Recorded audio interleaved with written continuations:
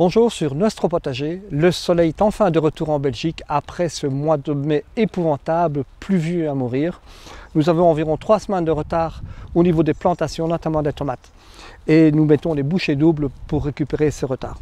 Pour ce faire, j'ai creusé un trou de 25 à 30 cm de profondeur et avec ma bêche, j'ai pris soin de bien travailler le fond du trou.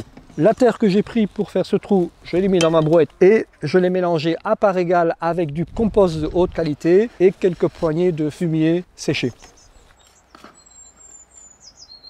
J'ai planté comme d'habitude un tuteur suffisamment haut, ancré profondément dans le sol, quelques petites pelletées de ce mélange dans le fond du trou.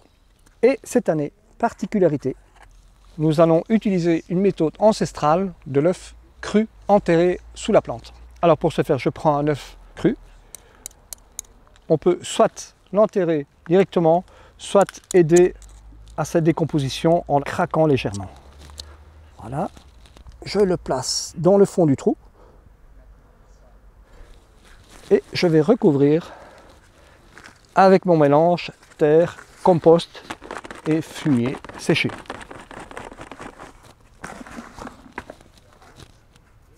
Un bon arrosage, on n'hésite pas, ça doit être une boue totale.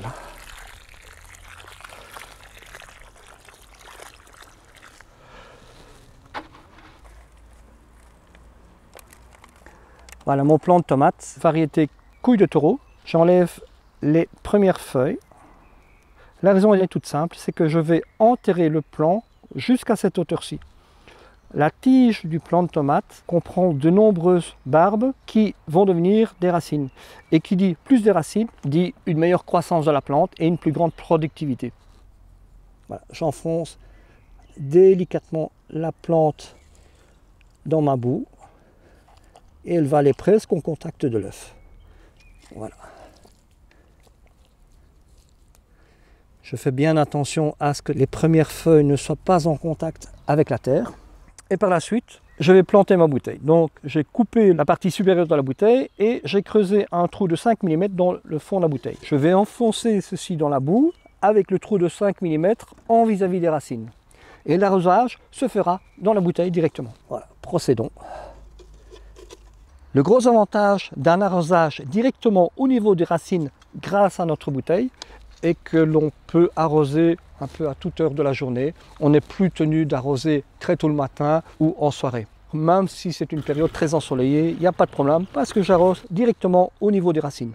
Alors une étape à ne pas négliger, c'est de mentionner la variété que vous avez plantée sur le tuteur. Ça va vous permettre de mettre en évidence des plants qui sont plus productifs, des variétés qui vous plaisent, des goûts de tomates qui vous enchantent et récupérer les graines pour les ressemer l'an prochain. En jardinage comme dans le potager, nous sommes toujours à la recherche de méthodes naturelles pour augmenter la productivité et la croissance des plantes. Et l'œuf frais placé dans la terre en est un exemple le plus insolite.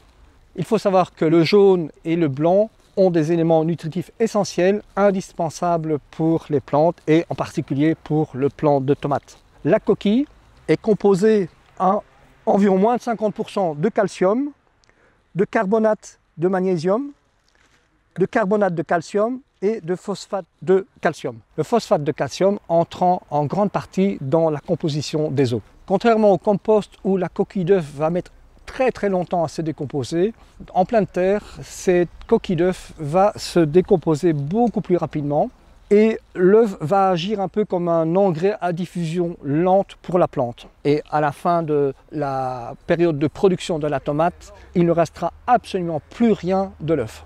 Voilà, c'en est terminé pour cette vidéo. Je vous souhaite une bonne plantation de tomates. À bientôt sur une nouvelle vidéo.